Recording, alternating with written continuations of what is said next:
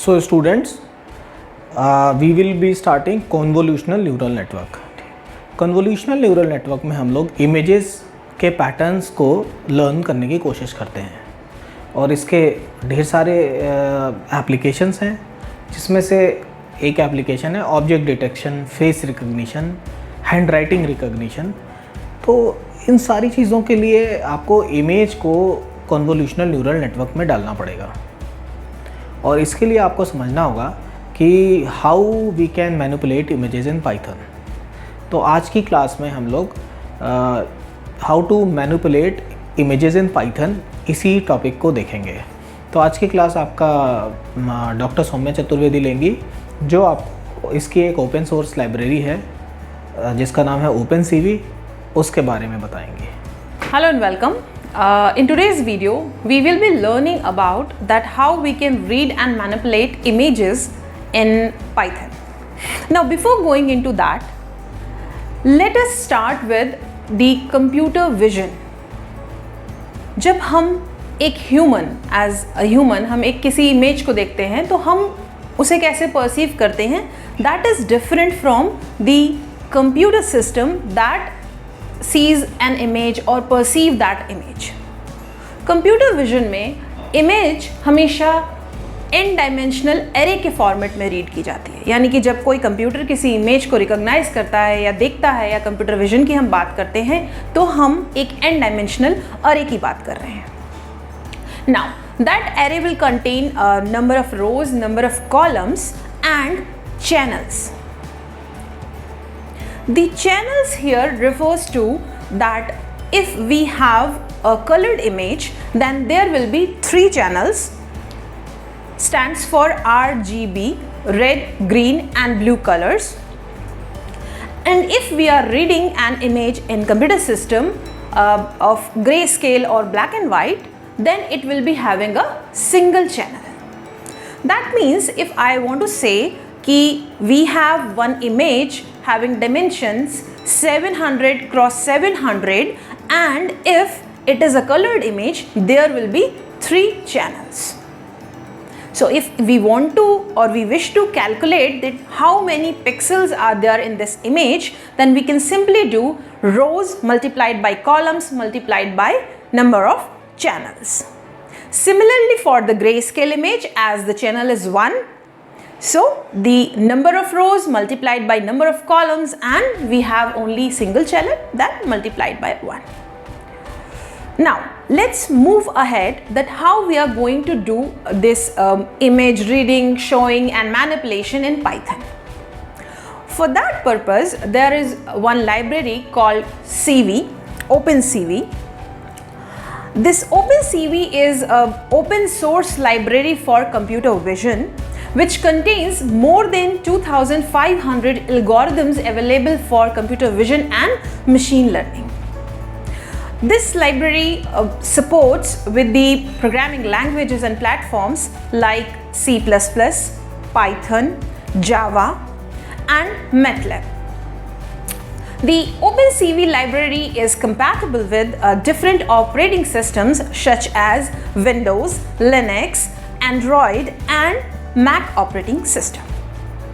So let us go and see the hands-on example that how we can do the manipulation in images.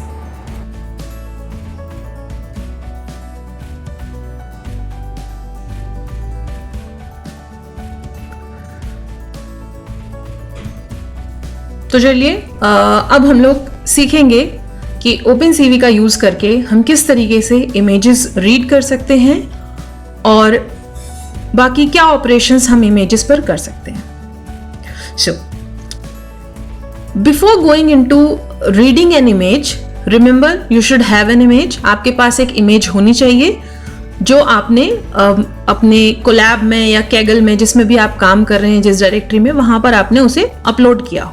तो आप देख सकते हैं मैंने यहाँ पर इमेजेस अपलोड करा रखी हैं, ठीक है। अब फर्स्ट स्टेप है आपका in reading the images, you have to import CV2 library because we are going to use functions from that library. तो आप इंपोर्ट करेंगे CV2, then you will be writing some variable name in which you are going to read your image. आप अपनी image को उस variable में store करेंगे. Remember, computer के टर्म्स में जब हम किसी इमेज को रीड कराते हैं तो that image will be nothing but n dimensional array.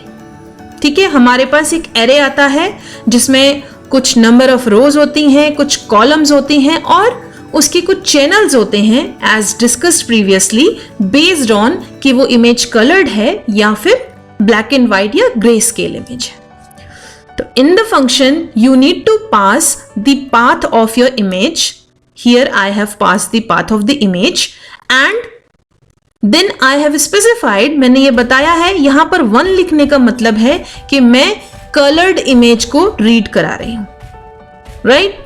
So once I execute this, my image is now inside this img variable in terms of matrix. क्या मैट्रिक्स है हमने प्रिंट करा के देख लिया है img को, आप देख सकते हैं यहां पे मैट्रिक्स n डायमेंशनल मैट्रिक्स है.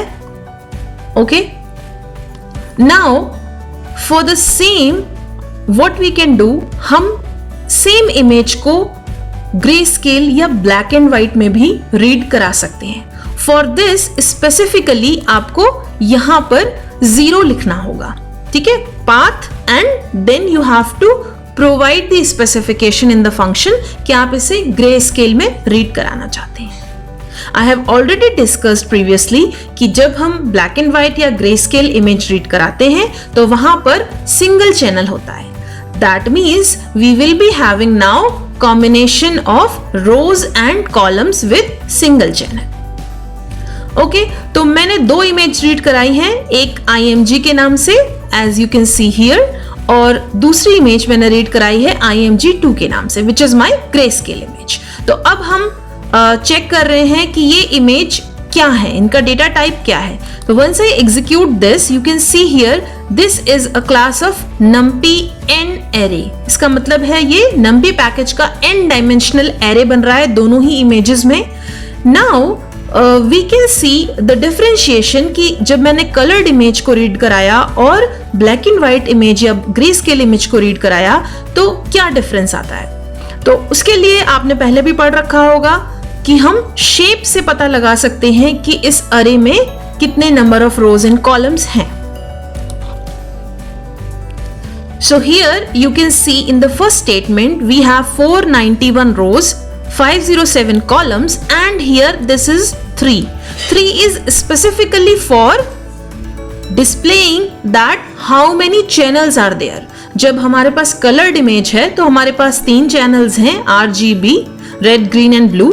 For this 3 and in case जब हम ग्रे स्केल या black and white image read करा रहे हैं, मैंने सेम इमेज को ही ग्रे स्केल मोड में रीड कराया था, तो नंबर ऑफ कॉलम्स और number of rows they will remain same, only we do not have here 3 channels.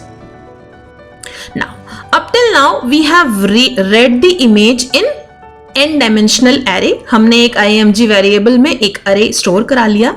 Now the question comes that how we can display this image and how we can change the size of that image. हम इसका size कैसे बदलेंगे?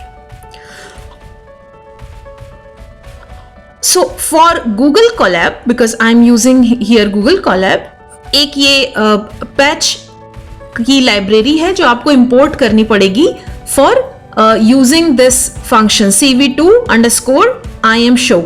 ये एक इस तरीके का एक फंक्शन बना हुआ है जो इसी लाइब्रेरी में डिफाइंड है.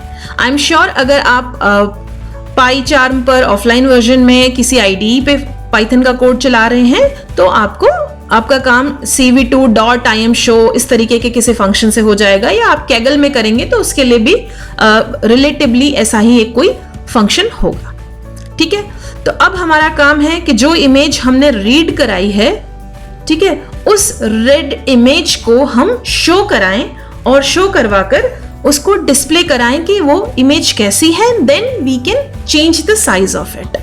तो अब देखिए, I have written the same statement. आपने cv2 पैकेज इंपोर्ट कराया और imread जो हम पहले कर चुके हैं, पाथ दिया, आपने 1 लिखा, that means it is a coloured image and now we are going to write here cv2 underscore IamShow image.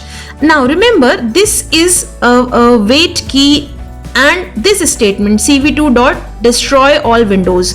Please remember, ये आपको जरूर लिखना है. यहाँ वेट की में आप 2000 की जगह 0 भी लिख सकते हैं. तो आप कोई भी की प्रेस करेंगे तो आपका जहां इमेज शो हुआ है आपकी IDL पे वो आप बंद हो जाएगा, बट आपको डिस्ट्रॉय ऑल विंडोज जरूर करना है. These are the important steps. तो जब मैंने इस कोड को चलाया तो you can see here live कि मेरी जो इमेज थी जिसका मैंने पाथ दिया है, ये एक इमेज लोड होकर आई. ठीक है, this is the same image whose size was 491 cross 507 cross 3. Okay, चलिए सेम इमेज को हम कोशिश करते हैं कि क्या इसको हम ग्रे स्केल में चेंज कर सकते हैं. So I am going to copy the same code here for you and let's paste it and I am going to read here in IMG5. Now I'm changing this 1 to 0 because I am preferring it to be a grayscale image, and I have made here 5 and let's see. You can see the output real life that I have just changed one thing in the function, that now I am reading my image in grayscale. So once I do that, the shown image will be converted into grayscale. You can see the differentiation. यहाँ पर colored आई, ठीक है, क्योंकि हमने यहाँ 1 लिखा था और यहाँ पर 0 लिखने के बाद हमने जो इमेज रीड की, जब हमने उसे डिस्प्ले कराया तो that image is black and white. Okay. Now we have seen the showing image. Now the step comes that it's not always that the image which you read will be in your preferred size. जो आप चाहते थे हमेशा उसी size में हो. ऐसा हो सकता है कि हमारी फर्दर एप्लीकेशन में जहां हम डेटा में इमेज को रीड कराने वाले हों, डिफरेंट टाइप की साइजेस हो इमेजेस में, तो हमें उन्हें रीसाइज करना होगा. Okay, so what we can do, we can simply utilize a resize function. ठीक है, एक वेरिएबल बनाया मैंने यहाँ रिसाइज्ड के नाम से, और cv2 का ही के पैकेज का ही ये फंक्शन है जिसमें हम लिखते हैं डॉट रिसाइज, और हम किस इमेज को रिसाइज करना चाहते हैं उस इमेज को देते हैं, and then we pass on the dimensions कि आपका रो की कितनी डायमेंशन होनी चाहिए और कॉलम का कितना डायमेंशन होना चाहिए. Let's get back to again कि हमारा जो इससे पहले डायमेंशन था वो क्या था. डायमेंशन था हमारा 491 and 507. So we can enlarge the image and we can reduce the size of image. यहाँ पर मैंने 600 cross 500 कर दिया and I have resized this image. Okay, the same image is now expanded. तो आप देख सकते हैं इमेज की क्वालिटी में थोड़ा सा चेंज आया है क्योंकि हमारे पास ओरिजिनल इमेज इतने पिक्सल्स की नहीं थी. Now we can also do the resize of image using the portions, that whatever be the shape of the image उसका 1/4 हो जाए, half हो जाए, 1/8 हो जाए, to maintain the ratio rather than writing the pixel. हम रो और कॉलम की वैल्यूज लिखकर, जो मैंने यहाँ 600 500 लिखा है, वो ना लिख करके हम इंटीजर में कन्वर्ट करके इमेज के जो शेप है, क्योंकि शेप से हमें क्या रिटर्न होता है, शेप से हमें रोज और कॉलम्स रिटर्न होते हैं, उस शेप के थ्रू भी हम रीसाइज करा सकते हैं. You can see here same function है. यहाँ पर हमने जो साइज दिया है वो इमेज की शेप से लेकर 1/4 साइज मैंने किया. राइट, सेम कोड में हम ब्लैक एंड व्हाइट या ग्रे स्केल इमेज को भी रीसाइज करके देखते हैं. ठीक है, let's see this. Now I have kept here and here I am going to pass image 5, okay, which was earlier I have made as in black and white image. So you can see that the dimensions have been changed to 1/4 for grayscale and black and white image. If I simply change here the factor of resize, मैं यहाँ इसे 1/2 करती हूँ. Remember, ratio maintenance के लिए आपको रोज and columns दोनों में ही सेम टाइप का रेशियो मेंटेन करने के लिए सेम वैल्यू से डिवीजन करना होगा. The image size is now half of the original image. So that's all for now. In next video we'll be learning some more techniques of OpenCV. Thank you for watching.